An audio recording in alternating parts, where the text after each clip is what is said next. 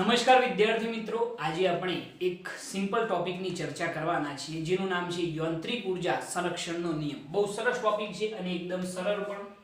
ટોપિકનું નામ છે યાંત્રિક ઉર્જા સંરક્ષણનો નિયમ।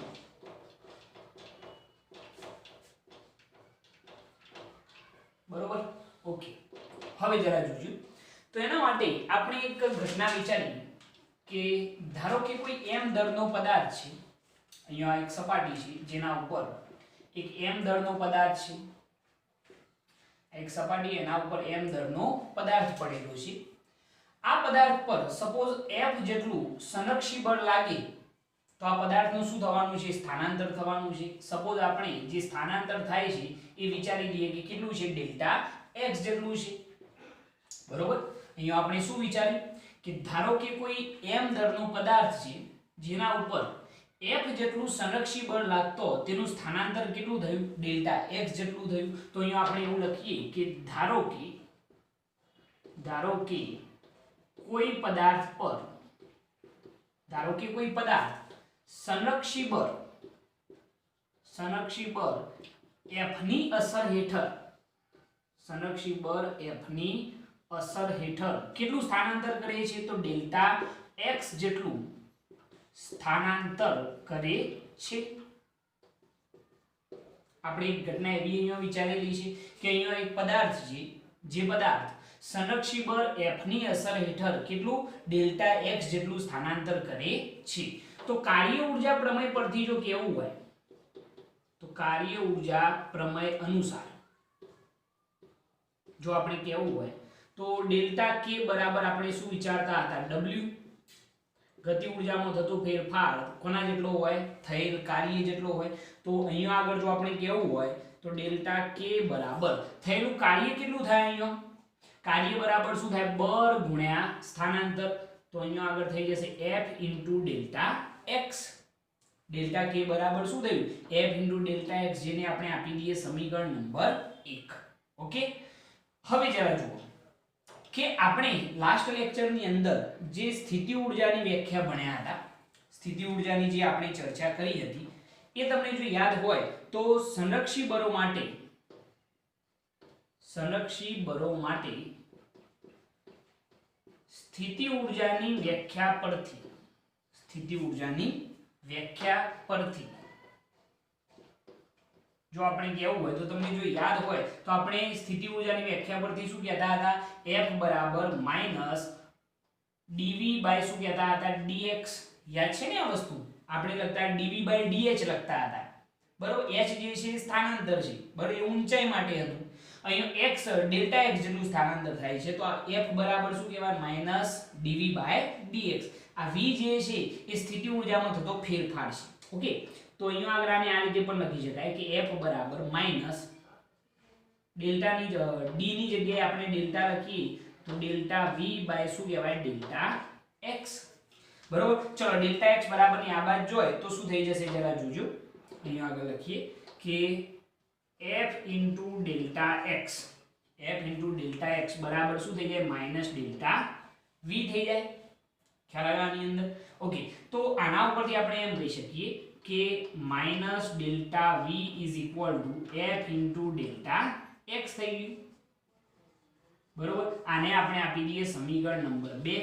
હવે જરા ધ્યાનથી જુઓ કે આપણે જે ઘટના વિચારેલી છે કે જે એક m દળનો પદાર્થ હતો એના ઉપર f જેટલું સંરક્ષી બળ લાગ્યું તો એનું સ્થાનાંતર કેટલું થયું? Delta x। તો કાર્ય ઊર્જા પ્રમેય પરથી ડેલ્ટા k બરાબર આપણે શું કહ્યું? w। તો ડેલ્ટા k બરાબર કાર્ય કેટલું થાય? બળ ગુણ્યા સ્થાનાંતર, સમીકરણ નંબર 1। હવે આપણે જે વસ્તુ ભણ્યા હતા સ્થિતિ ઊર્જાની વ્યાખ્યા લાસ્ટ લેક્ચર યાદ કરો, f બરાબર માઈનસ dv બાય dx, બરોબર। તો આના ઉપરથી આ વસ્તુ પણ લખી શકાય કે f બરાબર minus delta v by delta x। તો ડેલ્ટા x બરાબર ની આ બાજુ જોઈએ તો કયો આવી જોઈએ? ગુણકમાં આવી જોઈએ। તો f ડેલ્ટા x બરાબર માઈનસ ડેલ્ટા v। તો આપણે આને આ બાજુ લખેલા છે તો માઈનસ ડેલ્ટા v બરાબર શું થયું? f delta x।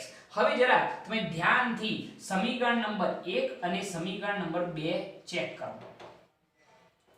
બંને કિંમતો કોની છે ભાઈ? તો f ડેલ્ટા x ની જ છે, બરોબર। બંને કિંમતો કોની છે f ડેલ્ટા x ની છે જો જમણી બાજુ બંનેની અંદર f ડેલ્ટા x છે તો આપણે જો બંનેની સરખામણી કરીએ સમીકરણ 1 અને 2 ની તો સમીકરણ 1 અને 2 પરથી જો આપણે કેવું હોય તો બંને સમાન જ છે f ડેલ્ટા x ની જ કિંમતો છે તો આપણે શું કહી શકીએ કે ડેલ્ટા k બરાબર માઈનસ ડેલ્ટા v આવું થઈ જાય ઓકે તો અહીંયા આગળ delta k minus delta v બરાબર ની આ બાજુ આવે તો પ્લસ ડેલ્ટા v બરાબર શું થઈ ગયું 0 જો ડેલ્ટા કોમન કાઢી લઈએ તો k પ્લસ v બરાબર શું થઈ જાય 0 થઈ જાય આનો મતલબ શું થાય કે ગતિ ઊર્જા અને સ્થિતિ ઊર્જામાં થતા ફેરફારનો સરવાળો કેવો રહે છે અચળ રહે છે અથવા તો શૂન્ય થાય છે એવું આપણે કહી શકીએ છીએ તો અહીંયા આગળ આપણે લખીએ કે ગતિ ઊર્જા અને સ્થિતિ ઊર્જામાં થતા ફેરફારનો સરવાળો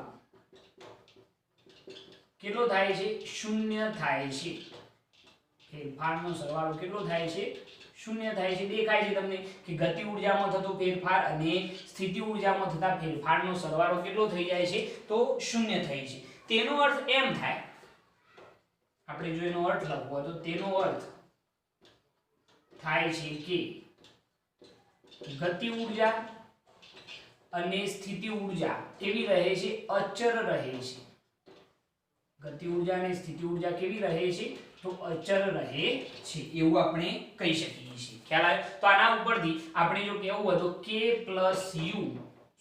પ્લસ v બરાબર શું કહેવાય 0 એટલે કે ગતિ ઊર્જા અને સ્થિતિ ઊર્જાનો સરવાળો કેટલો થાય છે શૂન્ય થાય છે અથવા તો અચળ થાય છે એવું આપણે કહી શકીએ છીએ ખ્યાલ આવ્યો આ સમગ્ર ઘટના માટે ગતિ ઊર્જા અને સ્થિતિ ઊર્જાનો સરવાળો કેવો થઈ ગયો અચળ થઈ ગયો જો એના ઉપરથી આપણે યાંત્રિક ઊર્જાની વ્યાખ્યા લખવી હોય યાંત્રિક ઊર્જા તો એની વ્યાખ્યા શું લખાય કે કોઈ પણ પદાર્થ જ્યારે ગતિ કરતો હોય ત્યારે એની ગતિ ઊર્જા અને સ્થિતિ ઊર્જાના સરવાળાને શું કહેવાય છે યાંત્રિક ઊર્જા તો પદાર્થની વ્યાખ્યા એવી થશે પદાર્થની ગતિ ઊર્જા અને સ્થિતિ ઊર્જા ના સરવાળાને ગતિ ઊર્જા અને સ્થિતિ ઊર્જાના સરવાળાને યાંત્રિક ઊર્જા કહે છે બરોબર તો યાંત્રિક ઊર્જા જેને આપણે E વડે દર્શાવીશું તો યાંત્રિક ઊર્જા E બરાબર કઈ બે ઊર્જાઓનો સરવાળો તો ગતિ ઊર્જા અને બીજી કઈ સ્થિતિ ઊર્જા તો k પ્લસ શું કહેવાય v ગતિ ઊર્જા અને સ્થિતિ ઊર્જાનો સરવાળો કેવો થઈ ગયો અચળ થઈ જાય છે એવું આપણે કહી શકીએ છીએ ખ્યાલ આવ્યાની અંદર પહેલા આટલી વસ્તુ ક્લિયરલી તમારે સમજવાની છે પૂછાવાની પણ પૂરેપૂરી શક્યતા છે આ ક્વેશ્ચન મેં શું કહ્યું છે ફરીથી સમજો કે એક m દળનો પદાર્થ હતો જેના ઉપર f જેટલું સંરક્ષી બળ લગાડ્યું તો એનું સ્થાનાંતર કેટલું થયું ડેલ્ટા x ધારો કે કોઈ પદાર્થ પર સંરક્ષી બળ f ની અસર હેઠળ ડેલ્ટા x જેટલું સ્થાનાંતર કરે છે તો કાર્ય ઊર્જા પ્રમેય અનુસાર શું કહેવાય ડેલ્ટા k બરાબર w તો ડેલ્ટા k બરાબર કાર્ય કેટલું તો બળ ગુણ્યા સ્થાનાંતર સમીકરણ 1 હવે યાદ કરવાની છે લાસ્ટ થિયરી કે સંરક્ષી બળો માટે સ્થિતિ ઊર્જાની જે વ્યાખ્યા હતી એ f બરાબર માઈનસ dv બાય શું હતું dx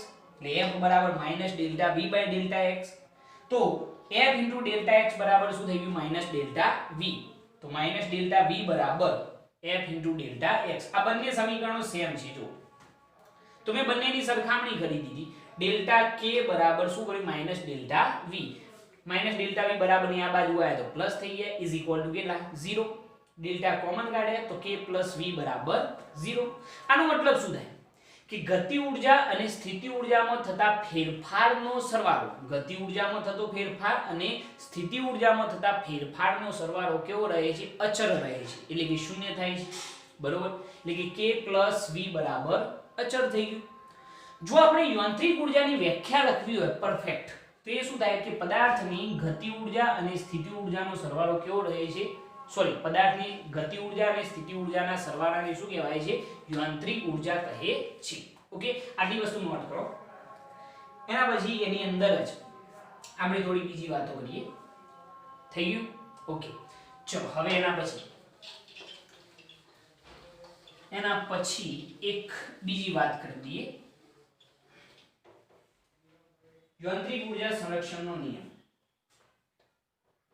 યાંત્રિક ઉર્જા સંરક્ષણનો નિયમ. આ જરા ધ્યાન રાખજો કારણ કે દાખલાઓની અંદર આ વસ્તુ ભરપૂર કામમાં આવશે. યાંત્રિક ઉર્જા સંરક્ષણનો નિયમ એવું કહે છે કે ધારો કે કોઈ પદાર્થના પ્રારંભિક સ્થાન xi થી અંતિમ સ્થાન xf સુધીના ગતિપથ માટે જો આપણે વાત કરીએ, પ્રારંભિક સ્થાન xi થી અંતિમ સ્થાન xf સુધીનો ગતિપથ જો આપણે વિચારીએ તો એની જે પ્રારંભિક યાંત્રિક ઉર્જા હશે એટલી ને એટલી એની શું હશે? અંતિમ યાંત્રિક ઉર્જા હશે. તો અહીંયા આગળ આપણે એવું કહી શકીએ છીએ કે પ્રારંભિક સ્થાન કેટલું હતું? xi. અંતિમ સ્થાન કેટલું થયું? xf. જો આપણે યાંત્રિક ઉર્જા સંરક્ષણનો નિયમ લખવો હોય તો પ્રારંભિક યાંત્રિક ઉર્જા ઇઝ ઇક્વલ ટુ શું થાય? અંતિમ યાંત્રિક ઉર્જા. પ્રારંભિક સ્થિતિમાં જેટલી યાંત્રિક ઉર્જા હોય એટલી ને એટલી યાંત્રિક ઉર્જા ક્યારે થાય? અંતિમ સ્થિતિમાં થાય. મતલબ કે આપણે જો કહેવું હોય તો એમ કહી શકીએ છીએ કે યાંત્રિક ઉર્જા in initial condition is equal two યાંત્રિક ઉર્જા ઇન ફાઇનલ કન્ડિશન. એટલે કે પ્રારંભિક સ્થિતિમાં જેટલી યાંત્રિક ઉર્જા હોય એટલી જ યાંત્રિક ઉર્જા અંતિમ સ્થિતિમાં હશે. હવે આપણે પ્રારંભિક સ્થિતિમાં જો યાંત્રિક ઉર્જા કેવી હોય તો ગતિ ઉર્જા અને સ્થિતિ ઉર્જાનો સરવાળો. તો પ્રારંભિક સ્થિતિની ગતિ ઉર્જા શું થાય? ki પ્લસ સ્થિતિ ઉર્જા કેટલી થાય? vi ઇઝ ઇક્વલ ટુ અંતિમ સ્થિતિની યાંત્રિક ઉર્જા કેવી હોય તો ગતિ ઉર્જા kf પ્લસ સ્થિતિ ઉર્જા શું થાય? vf થઈ જાય. તો ki plus vi is equal two kf plus શું થઈ જાય? vf. બરોબર છે? ખ્યાલ આવ્યો આની અંદર? ટૂંકમાં એટલું યાદ રાખજો કે યાંત્રિક ઉર્જાનું સંરક્ષણ થાય. આપણે કેવું હોય તો ગતિ ઉર્જા વધતી હોય તો સ્થિતિ ઉર્જા શું થશે? ઘટશે. પરંતુ બંનેનો જે સરવાળો છે એ તો હંમેશા કેવો રહેશે? કોન્સ્ટન્ટ રહેશે. કેવો રહેશે? અચળ રહેશે એવું આપણે કહી શકીએ. એટલે કે પ્રારંભિક સ્થિતિમાં જેટલી યાંત્રિક ઉર્જા હોય એટલી જ યાંત્રિક ઉર્જા ક્યારે હશે? તો અંતિમ સ્થિતિમાં હશે. ખ્યાલ આવી ગયો એની અંદર? હવે એના ઉપરથી એની કેટલી વ્યાખ્યાઓ લખવી હોય અથવા તો જેને આપણે કહીએ યાંત્રિક ઉર્જા સંરક્ષણનો નિયમ કહી દઈએ તો શું થાય? જો તંત્ર પર સંરક્ષી બળો વડે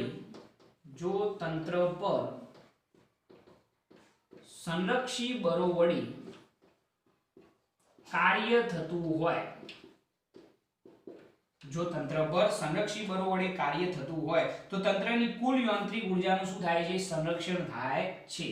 જો તંત્ર પર સંરક્ષી બળો વડે કાર્ય થતું હોય તો તંત્રની કુલ યાંત્રિક ઉર્જાનું શું થાય છે? સંરક્ષણ થાય છે. આ થઈ ગયો યાંત્રિક ઉર્જા સંરક્ષણનો નિયમ. યાદ રહેશે કે જો તંત્ર પર સંરક્ષી બળો વડે કાર્ય થતું હોય તો તંત્રની કુલ યાંત્રિક ઉર્જા કેવી રહે છે? અચળ રહે છે. અથવા તો તંત્રનું કુલ યાંત્રિક ઉર્જાનું શું થાય છે? સંરક્ષણ થાય છે એવું આપણે કહી શકીએ. અથવા જો બીજી રીતે લખવી હોય આના વ્યાખ્યા તો શું લખાય જરા જોજો કે સંરક્ષી બળોની અસર હેઠળ યાંત્રિક રીતે અલગ કરેલા તંત્ર માટે યાંત્રિક ઉર્જા કેવી રહે છે? અચળ રહે છે. કોની અસર હેઠળ? તો સંરક્ષી બળોની અસર હેઠળ યાંત્રિક રીતે અલગ કરેલા તંત્ર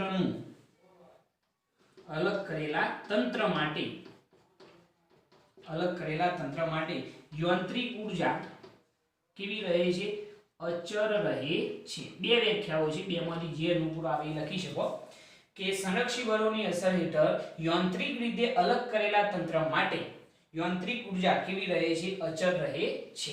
તો આ બે વ્યાખ્યાઓ થઈ ગઈ એટલે કે નિયમ થઈ ગયા. સિમ્પલ વસ્તુ છે, ઈઝીલી ટેકલ કરી શકો અને પૂછાવાની પણ પૂરેપૂરી શક્યતા રહેલી છે.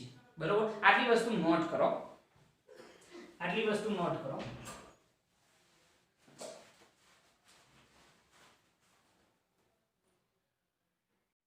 ઓકે, હવે સંરક્ષી બળની કેટલીક વ્યાખ્યાઓ, ત્રણ વ્યાખ્યાઓ છે મેં અહીંયા લખેલી છે. બહુ સિમ્પલ વસ્તુ કે જો બળ Fx ના કિસ્સામાં અદિશ રાશિ Vx ને એટલે કે સ્થિતિ ઊર્જાને ડેલ્ટા V બરાબર ડેલ્ટા વી બરાબર minus fx into delta x વડે રજૂ કરી શકાય તો fx ને શું કહેવામાં આવે છે? સંરક્ષી બળ કહે છે, જે આપણે વાત કરી ચૂકેલા છીએ. સ્થિતિ ઊર્જા જ્યારે મેં તમને સમજાવી તો એ વખતે કહ્યું હતું કે F જે છે એ સંરક્ષી બળ છે, બરોબર. તો અહીંયા આગળ જે આપણું આ સૂત્ર છે ડેલ્ટા v બરાબર fx ઇન્ટુ ડેલ્ટા x અથવા f ઇન્ટુ ડેલ્ટા x, તો આ જે f છે એને શું કહેવાય? સંરક્ષી બળ કહે છે. ઓકે. બીજી વસ્તુ કે સંરક્ષી બળ વડે થયેલ કાર્ય માત્ર પ્રારંભિક સ્થાન અને અંતિમ સ્થાન પર જ આધારિત હોય છે, ગતિપથ પર આધારિત નથી. જે આપણે અહીંયા જોઈ શકીએ છીએ કે થયેલું કાર્ય એ અંતિમ ગતિ ઊર્જા માઈનસ પ્રારંભિક ગતિ ઊર્જા અથવા તો પછી પ્રારંભિક સ્થિતિ ઊર્જા માઈનસ શું આવે? અંતિમ સ્થિતિ ઊર્જા, બરોબર. એટલે માત્ર પ્રારંભિક સ્થાન અને અંતિમ સ્થાન પર જ આધારિત હોય, ગતિપથ પર આધારિત હોતું નથી. અને ત્રીજી વસ્તુ કે બંધ માર્ગ માટે, કોઈ પણ બંધ માર્ગ હોય તો બંધ માર્ગ માટે સંરક્ષી બળ વડે થયેલ કાર્ય કેટલું હોય છે? શૂન્ય હોય છે. ક્લિયર આટલી વસ્તુ? તો આ ત્રણ વ્યાખ્યાઓ છે, જસ્ટ આને નોટ કરી લો ઝડપથી, નોટ કરી લેજો આને. ઓકે. હવે આપણે જોઈએ મુક્ત પતન પામતા પદાર્થ માટે યાંત્રિક ઉર્જા સંરક્ષણનો નિયમ. કોઈ પદાર્થને આપણે જો મુક્ત પતન કરાવીએ છીએ તો એના માટે યાંત્રિક ઉર્જા સંરક્ષણનો નિયમ કઈ રીતે એક્ટ કરે છે એ વસ્તુ આપણે સમજવાના છે. તો એના માટે આપણે એક વસ્તુ વિચારીએ કે ધારો કે એક ટાવર છે આ રીતનું, અને એના ઉપર કોઈ એક વ્યક્તિ આ રીતે ઊભેલો છે અને એના હાથમાં એક પથ્થર છે, જે તમે જોઈ રહ્યા છો અહીંયા. એના હાથમાં એક પથ્થર છે, બરોબર. આ જે પથ્થર છે એ જ્યારે વ્યક્તિના હાથમાં હોય તો એ વખતે એનો વેગ કેટલો હોય? શૂન્ય હોય. જ્યારે વ્યક્તિના હાથમાં હોય, સમજી લો કે તમે ટાવર ઉપર ઊભેલા છો અને તમારા હાથમાં જો પથ્થર હોય તો એ વખતે એનો વેગ કેટલો હોય? શૂન્ય હોય. જમીનથી આ પથ્થરની જે ઊંચાઈ છે એ કેટલી છે? શરૂઆતમાં કેપિટલ H જેટલી છે, બરોબર. ઓકે. હવે જરા જોજો કે સમજી લો કે અહીંયાથી આને જો મુક્ત પતન કરાવવામાં આવે તો એ કઈ તરફ જશે? ગ્રેવિટીના લીધે કઈ તરફ જવાનું? નીચે તરફ જશે. સમજી લો કે ગતિ કરતો કરતો સપોઝ અહીંયા આગળ હોય તો એ વખતે એનો જે વેગ છે એ વેગ v બરાબર કેટલો થાય છે? vh, બરોબર. વેગ કેટલો થાય? v બરાબર vh. અને એ વખતે એની જે જમીનથી ઊંચાઈ છે એ આપણે કહી દઈએ સ્મોલ h, બરોબર. ત્યાંથી એ જ્યારે આગળ વધે તો એ ધીરે ધીરે ધીરે ધીરે ક્યાં આવી જશે? જમીન પર આવી જશે. જમીન પરની ઊંચાઈ જે છે એ કેટલી? h બરાબર 0 થઈ જશે. જમીન પર એની ઊંચાઈ h બરાબર કેટલી થઈ જશે? 0. અને એનો જે વેગ છે એ વેગ v બરાબર પણ કેટલો થઈ જવાનો? 0. કારણ કે હવે એ ક્યાં આવી ગયો? જમીન પર. ખ્યાલ આવે છે? અથવા તો જમીન પર જ્યારે પહોંચે એ વખતે એનો જે વેગ છે એ આપણે કહી દઈએ vf, અંતિમ વેગ, બરોબર. ઓકે. હવે જરા જુઓ કે ત્રણ કન્ડિશનો આપણે વિચારેલી છે કે એક વ્યક્તિ છે ટાવર પર ઊભેલો છે, એના હાથમાં પથ્થર છે, શરૂઆતમાં એનો વેગ v બરાબર કેટલો? 0, અને એની જમીનથી ઊંચાઈ કેટલી? Capital H. હવે જ્યારે એને મુક્ત પતન કરાવવામાં આવે તો જમીનથી જ્યારે સ્મોલ h જેટલી ઊંચાઈએ હોય એ વખતે એનો વેગ v બરાબર કેટલો? vh. અને જ્યારે બિલકુલ એ જમીન પર પહોંચી જાય તો એ વખતે એનો પહોંચવાની અણી પર હોય, બરોબર. એ વખતે એનો અંતિમ વેગ v બરાબર કેટલો છે? vf જેટલો છે. ઓકે. અને અહીંયા ઊંચાઈ કેટલી થઈ જાય? 0 થઈ જાય. ક્લિયર આટલી વસ્તુ? ઓકે. તો આના માટે આપણે એવું વિચારીએ કે ધારો કે કોઈ પદાર્થને કેટલી ઊંચાઈએથી? તો કેપિટલ H ઊંચાઈએથી મુક્ત પતન કરાવવામાં આવે છે. તો ધારો કે કોઈ પદાર્થને કેટલી ઊંચાઈએથી? તો કેપિટલ H જેટલી ઊંચાઈએથી મુક્ત પતન કરાવવામાં આવે છે. કોઈ પદાર્થ છે જેને આપણે કેપિટલ H જેટલી ઊંચાઈએથી શું કરીએ છીએ? મુક્ત પતન કરાવીએ છીએ. તો જુદી જુદી ઊંચાઈઓ પર આપણે યાંત્રિક ઉર્જા શોધીશું. તો ધારો કે આપણે એવું વિચારીએ કે ધારો કે ઊંચાઈઓ કેપિટલ H, પહેલા ઊંચાઈ કેટલી છે? કેપિટલ H, એના પછી સ્મોલ h, અને જમીન પર એટલે કે 0 માટે, જમીન પર હોય એટલે એની ઊંચાઈ કેટલી થઈ જાય? 0 માટે યાંત્રિક ઉર્જાઓ અનુક્રમે આપણે વિચારી લઈએ કે જ્યારે ઊંચાઈ કેપિટલ H હોય એ વખતે યાંત્રિક ઉર્જા કેટલી EH, જ્યારે ઊંચાઈ સ્મોલ h હોય એ વખતે એની યાંત્રિક ઉર્જા કેટલી E સ્મોલ h, અને જ્યારે જમીન પર હોય એટલે કે ઊંચાઈ શૂન્ય હોય એ વખતે યાંત્રિક ઉર્જા કેટલી છે તો E નોટ અથવા તો E0 છે એવું આપણે ધારી લઈએ. શું ધાર્યું ખ્યાલ આવી ગયો ને કે ધારો કે ઊંચાઈઓ કેટલી હોય કેપિટલ H, સ્મોલ h અને શૂન્ય હોય તો એના માટે યાંત્રિક ઉર્જાઓ અનુક્રમે કેટલી છે EH, E સ્મોલ h અને કેટલી છે E નોટ છે. આપણે ત્રણેય વસ્તુ શોધીએ જરા જોજો. સૌપ્રથમ આપણે h ઊંચાઈએ યાંત્રિક ઉર્જા શોધીએ તો EH બરાબર શું થાય ભાઈ તો ગતિ ઉર્જા પ્લસ શું થઈ જાય સ્થિતિ ઉર્જા. યાંત્રિક ઉર્જા કોને કહેવાય તો ગતિ ઉર્જા અને સ્થિતિ ઉર્જાના સરવાળાને શું કહેવાય યાંત્રિક ઉર્જા. તો h ઊંચાઈએ યાંત્રિક ઉર્જા જો કેવી હોય તો ચલો ગતિ ઉર્જાનું સૂત્ર 1/2 mv² પ્લસ સ્થિતિ ઉર્જા કેટલી થાય મુક્ત પતન પામતા પદાર્થ માટે સ્થિતિ ઉર્જાનું સૂત્ર મેં તમને શીખવાડ્યું હતું mg ઊંચાઈ કેટલી છે h, વજન અને સંદર્ભ સપાટીથી ઊંચાઈના ગુણાકારને યાદ કરો લાસ્ટ લેક્ચર એટલે mg શું થાય h. પરંતુ અહીંયા તમને ખબર છે કે h ઊંચાઈએ એનો વેગ કેટલો છે 0. h ઊંચાઈએ વેગ કેટલો છે 0 તો આ ગતિ ઉર્જા તો કેટલી થઈ જાય 0 થઈ જાય. h ઊંચાઈએ વેગ કેટલો છે ધ્યાનથી જુઓ અહીંયા આગળ વેગ કેટલો 0 તો આ ગતિ ઉર્જા કેટલી 0 થઈ જાય. તો h ઊંચાઈએ કેપિટલ H ઊંચાઈએ માત્ર એટલી સ્થિતિ ઉર્જા હશે અને એ કેટલી હશે તો mg કેપિટલ H. સમીકરણ નંબર 1 થઈ ગયું. ક્લિયર આટલી વસ્તુ. ઓકે હવે બીજી ઊંચાઈ વિચારીએ. સમજી લો કે હવે આપણે જે VH વેગ છે એ ઊંચાઈ કેટલી છે તો સ્મોલ h. તો એના માટે જો આપણે યાંત્રિક ઉર્જા વિચારીએ તો E સ્મોલ h બરાબર ચલો હવે અહીંયા આગળ તો કંઈક ના કંઈક વેગ છે તો ગતિ ઉર્જા પ્લસ સ્થિતિ ઉર્જા નો સરવાળો બતાવીએ તો કેટલો થશે જાતે વિચારો. તો E સ્મોલ h બરાબર ચલો અહીંયા આગળ સ્મોલ h જેટલી ઊંચાઈ હોય એ વખતે એની ગતિ ઉર્જા કેટલી થાય તો ગતિ ઉર્જાનું સૂત્ર 1/2 mv². વેગ કેટલો છે vh તો 1/2 m * vh નો સ્ક્વેર. કોઈ કન્ફ્યુઝન નહીં આની અંદર. અહીંયા આગળ વેગ vh છે તો ગતિ ઉર્જા કેટલી થાય 1/2 m vh નો સ્ક્વેર પ્લસ સ્થિતિ ઉર્જા કેટલી થાય તો mg * ઊંચાઈ કેટલી છે સ્મોલ h. ઊંચાઈ કેટલી સ્મોલ h તો સ્થિતિ ઉર્જા mgs થઈ ગઈ બરોબર. એને આપણે આપી દઈએ સમીકરણ નંબર 2. અને જ્યારે જમીન પર હોય તો એ વખતે એની યાંત્રિક ઉર્જા E નોટ બરાબર ગતિ ઉર્જા પ્લસ શું આવશે સ્થિતિ ઉર્જા.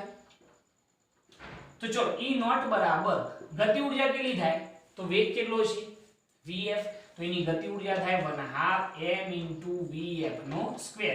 અને સ્થિતિ ઉર્જા કેટલી થઈ જાય સ્થિતિ ઉર્જા માટે શું થાય mgh. હવે અહીંયા આગળ જમીન પર એની ઊંચાઈ કેટલી થઈ ગઈ 0 તો સ્થિતિ ઉર્જા કેટલી થઈ જાય 0 થઈ જાય. તો એનો મતલબ એવો થયો કે જમીન પર જે યાંત્રિક ઉર્જા છે એ આપણને કેટલી મળશે 1/2 m * vf નો સ્ક્વેર મળશે. જે સમીકરણ નંબર 3 થયું. તો પહેલા આ ત્રણ વસ્તુ તમારા માઇન્ડ ની અંદર ક્લિયર હોવી જોઈએ બરોબર છે. પછી આગળની વાત તો બહુ સિમ્પલ છે કે આપણે શું વિચાર્યું કે આપણે એક h જેટલી ઊંચાઈ છે ત્યાંથી એક પદાર્થને શું કરાય મુક્ત પતન. તો એ વખતે પ્રારંભિક સ્થિતિમાં વેગ v બરાબર 0 હોય.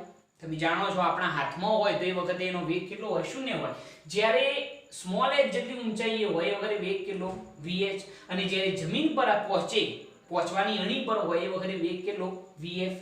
તો મેં અહીંયા ધારણા કરી કે ધારો કે ઊંચાઈઓ કેપિટલ H, સ્મોલ h અને 0 માટે યાંત્રિક ઉર્જાઓ અનુક્રમે કેટલી છે EH, E સ્મોલ h અને E નોટ છે.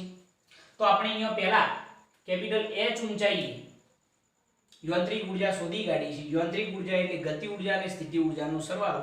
અહીંયા ગતિ ઉર્જા 0 થાય. કેમ 0 થાય મગજમાં આઈડિયા ક્લિયર હોવો જોઈએ કારણ કે સાહેબ અહીંયા વેગ 0 છે. તો યાંત્રિક ઉર્જા કેટલી થાય mgh.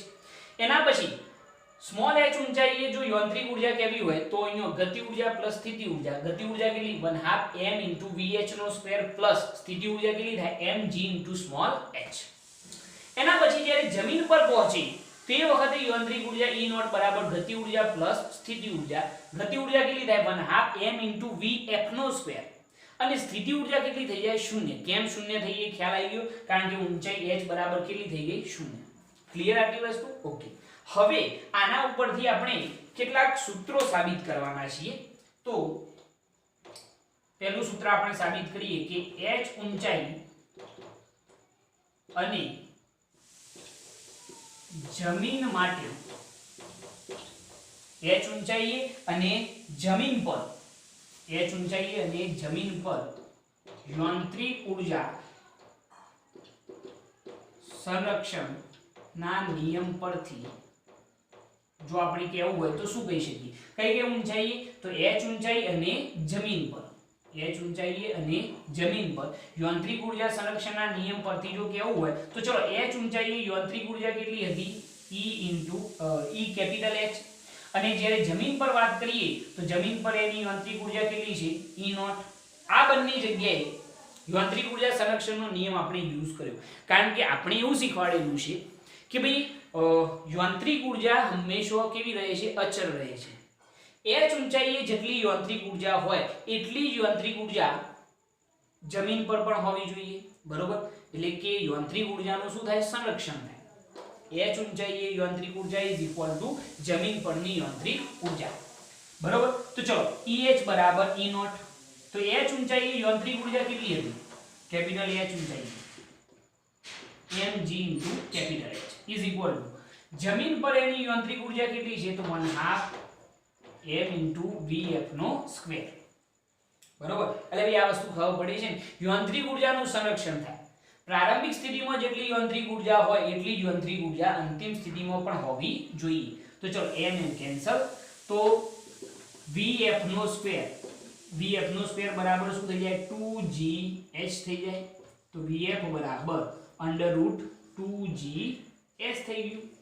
તો અંતિમ વેગ આપણે આ સૂત્ર ઉપરથી મેળવી શકીએ છીએ જે તમારા માટે એકદમ સરળ વસ્તુ થઈ જશે. તમે કઈ બે જગ્યાએ યાંત્રિક ઊર્જાની સરખામણી કરી તો કેપિટલ H ઊંચાઈ અને જમીન પર યાંત્રિક ઊર્જા સંરક્ષણનો નિયમ આપણે એપ્લાય કરેલો છે. એટલે કે h ઊંચાઈ યાંત્રિક ઊર્જા = જમીન પરની યાંત્રિક ઊર્જા. ચલો હવે એના પછી ચલો એવું હોય તો આટલી વસ્તુ નોટ કરી લો. એના પછી આપણે આગળ વાત કરીએ. પેલામાં જગ્યા થોડી ઓછી પડશે બરોબર. ચલો આટલી વસ્તુ નોટ કરી લો. એના પછી આપણે આગળ ચર્ચા કરીએ. પહેલા આટલી વસ્તુ ખ્યાલ આવી ગઈ ને કે આ સૂત્ર ક્યાંથી લાયા તો કઈ બે જગ્યાઓ તો કેપિટલ H ઊંચાઈ અને જમીન પર યાંત્રિક ઊર્જા સંરક્ષણનો નિયમ એપ્લાય કર્યો તો E કેપિટલ H બરાબર E નોટ થઈ જાય બરોબર. ઓકે નોટ કરી લો. થઈ ગયું 1 2 અને 3 જવા દઈએ. ચલો હવે આ ત્રણ વસ્તુ લેવા દેવી પડશે.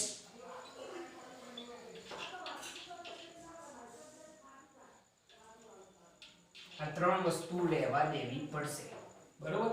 કારણ કે કેપિટલ H ઊંચાઈ જે યાંત્રિક ઊર્જા છે mgh છે સ્મોલ h ઊંચાઈ કેટલી છે 1/2 mvs² mgh છે અને જમીન પર યાંત્રિક ઊર્જા કેટલી મળે છે તો E નોટ બરાબર 1/2 mvf નો સ્ક્વેર મળે છે જે આપણું હતું સમીકરણ નંબર 3. ઓકે ચલો આ ત્રણ વસ્તુ તો ક્લિયર છે. હવે આપણે એક બીજું સૂત્ર બનાવીએ. હવે આપણે કઈ જગ્યાએ તો h ઊંચાઈએ અને સ્મોલ h ઊંચાઈએ યાંત્રિક ઊર્જા સંરક્ષણનો નિયમ એપ્લાય કરીએ. તો h ઊંચાઈએ અને સ્મોલ h ઊંચાઈએ યાંત્રિક ઊર્જા સંરક્ષણના નિયમ પરથી જો આપણે કહેવું હોય તો શું થાય. યાંત્રિક ઊર્જા સંરક્ષણનો નિયમ તો ભાઈ એવું કહે છે કે કેપિટલ H ઊંચાઈએ જેટલી યાંત્રિક ઊર્જા હોય એટલી જ યાંત્રિક ઊર્જા સ્મોલ h ઊંચાઈએ પણ હોવી જોઈએ. તો E capital H = E small h હોવી જોઈએ કારણ કે યાંત્રિક ઊર્જાનું શું થાય સંરક્ષણ થાય બરોબર. તો ચલો અહીંયા આગળ કેપિટલ H ઊંચાઈએ યાંત્રિક ઊર્જા કેટલી હતી તો સાહેબ mg * capital H = small h ઊંચાઈએ યાંત્રિક ઉર્જા કેટલી હતી? તો 1/2 mvh² plus mg small h. શું કર્યું ખ્યાલ આવ્યો આની અંદર? હવે બે ઊંચાઈઓ કઈ ધ્યાનમાં લીધી? કેપિટલ H ઊંચાઈ અને સ્મોલ h ઊંચાઈ. એ બંને જગ્યાએ આપણે યાંત્રિક ઉર્જા સંરક્ષણનો નિયમ એપ્લાય કરેલો છે. હવે જરા જુઓ કે સાદુરૂપ આપીએ તો mgh અહીંયા આગળ કોમન શું નીકળી જાય? તો સાહેબ આની અંદરથી m કોમન નીકળી જાય. તો અહીંયા શું વધશે? તો 1/2 vh² પ્લસ શું આવશે? gh. તો બંને બાજુથી m શું થઈ ગયો? કેન્સલ થઈ ગયો. હવે જે વધ્યું છે એને ખાલી લખી કાઢો. તો gh 1/2 vh² પ્લસ શું આવશે? gh. ક્લિયર? ચલો gh જે છે એને બરાબરની આ બાજુ લઈ ગયો. તો g કેપિટલ H આ g સ્મોલ h બરાબરની આ બાજુ આવે તો કેવા થઈ જાય? માઈનસ થઈ જાય ઇઝ ઇક્વલ ટુ 1/2 vh નો શું આવશે? સ્ક્વેર થઈ જશે. હવે આ બંનેમાંથી કોમન શું નીકળે? તો સાહેબ g કોમન નીકળે. તો અહીંયા શું વધ્યું? Capital H minus small h is equal to 1/2 vh નો સ્ક્વેર. તો h ઊંચાઈએ જો વેગ શોધવો હોય તો બે બરાબરની આ બાજુ vh નો સ્ક્વેર બરાબર શું થઈ જાય? 2g કૌંસની અંદર h માઈનસ સ્મોલ h. તો h ઊંચાઈએ જો વેગ કહેવો હોય તો vh બરાબર અંડરરૂટ 2g કૌંસની અંદર h માઈનસ સ્મોલ h. આટલી વસ્તુ ક્લિયર થઈ? બરોબર. આ સૂત્ર સાબિત થઈ ગયું. કઈ જગ્યાએ આ વેગ મળ્યો ભાઈ? તો h ઊંચાઈએ આપણે આ વેગ શોધી કાઢેલો છે કે h ઊંચાઈએ જે વેગ vh છે એના માટે કઈ બે જગ્યાએ યાંત્રિક ઉર્જાની સરખામણી કરી? તો કેપિટલ h ઊંચાઈએ અને સ્મોલ h ઊંચાઈએ યાંત્રિક ઉર્જા સંરક્ષણનો નિયમ આપણે એપ્લાય કર્યો. તો ઈઝીલી આપણે h ઊંચાઈએ જે વેગ છે એ મેળવી શકીએ છીએ. ખ્યાલ આવી ગયો આની અંદર? તો આના ઉપરથી આપણને એવી વસ્તુ ખબર પડે કે આપણે જે આ ત્રણ સૂત્રો તારવ્યા, સમીકરણ 1, સમીકરણ 2 અને સમીકરણ નંબર 3, તો એની અંદર તમે જોઈ શકો છો કે કેપિટલ H ઊંચાઈ માત્ર અને માત્ર કઈ ઊર્જા છે? સ્થિતિ ઊર્જા. અને જમીન પર માત્ર અને માત્ર કઈ ઊર્જા છે? તો તમે જોઈ રહ્યા છો ગતિ ઊર્જા. મતલબ કે કેપિટલ H ઊંચાઈએ જે સ્થિતિ ઊર્જા હતી એનું કન્વર્ટ શેમાં થઈ ગયું? સ્થિતિ ઊર્જા. અને વચ્ચેના ભાગની અંદર અમુક અંશે ગતિ ઊર્જા અમુક અંશે સ્થિતિ ઊર્જાનું શેમાં? ગતિ ઊર્જામાં રૂપાંતરણ થયેલું હશે એવું આપણે સમજી શકીએ છીએ. તો અહીંયા એક સ્ટેટમેન્ટ આપણે એવું લખી શકીએ. આ કાઢી નાખું છું. હવે જરા જોજો કે કઈ ઊંચાઈએ? તો કેપિટલ H ઊંચાઈએ માત્ર શું હતી? સ્થિતિ ઊર્જા. કેપિટલ H ઊંચાઈએ માત્ર સ્થિતિ ઊર્જા હોય છે. બરોબર. અને સ્મોલ h ઊંચાઈએ સ્થિતિ ઊર્જાનું અમુક અંશે શેમાં રૂપાંતરણ થાય છે? ગતિ ઊર્જા. અમુક અંશે ગતિ ઊર્જામાં રૂપાંતરણ થાય છે. ખ્યાલ આવ્યો? સ્ટેટમેન્ટ શું કહેવા માંગુ છું કે કેપિટલ H ઊંચાઈ માત્ર ને માત્ર શું હતી? સ્થિતિ ઊર્જા. હવે જ્યારે આપણે એને મુક્ત પતન કરાવ્યું ત્યારે સ્મોલ h ઊંચાઈએ અમુક અંશે જે આ સ્થિતિ ઊર્જા છે એનું શેમાં કન્વર્ટ થયું છે? ગતિ ઊર્જામાં રૂપાંતરણ થયું છે. અને જ્યારે જમીન પર પહોંચે તો સમગ્ર જે સ્થિતિ ઊર્જા હતી એનું કન્વર્ટ શેમાં થઈ ગયું? ગતિ ઊર્જામાં. તો આપણે એવું કહી શકીએ છીએ. અને જમીન પર સમગ્ર સ્થિતિ ઊર્જાનું શેમાં? ગતિ ઊર્જામાં જે દેખાય છે આપણને સમગ્ર સ્થિતિ ઊર્જાનું ગતિ ઊર્જામાં રૂપાંતરણ થાય છે. દેખાય છે ને કે જેટલી કેપિટલ H ઊંચાઈ એ સ્થિતિ ઊર્જા હતી એ બધાનું કન્વર્ટ જમીન પર પહોંચે ત્યારે શેમાં કન્વર્ટ થઈ જાય? તો સ્થિતિ ઊર્જામાં રૂપાંતરણ થાય છે. આમ આપણે એમ કહી શકીએ છીએ કે મુક્ત પતન પામતા પદાર્થ માટે યાંત્રિક ઊર્જાનું શું થાય છે? સંરક્ષણ થાય છે. આમ મુક્ત પતન પામતા પદાર્થ માટે યાંત્રિક ઊર્જાનું શું થાય છે? સંરક્ષણ થાય છે. ક્લિયર આટલી વસ્તુ? બરોબર. તો આ રીતે આ વસ્તુ તમે સમજી શકો છો. તમારા માટે આ વસ્તુ એકદમ સિમ્પલ છે.